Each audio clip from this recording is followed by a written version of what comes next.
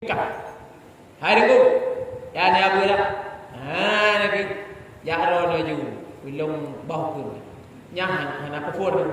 Hana je kemurtad. Hari ku ja ni apa ni gua? Alah bu belum ka bu. Iro ku yang kaya beut-beutnya hana ge arba'u. Ya, bak kufurnya je kemurtad tu. Ya ni sembahyang.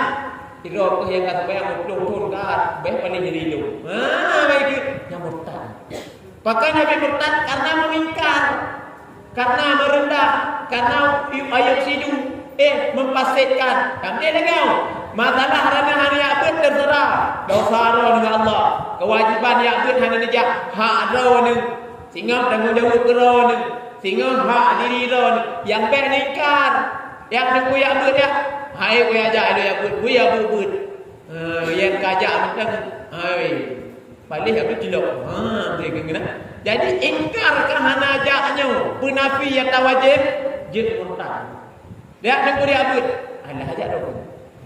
Jadi menyebut hana kafur. Ya ada yang sembahyang.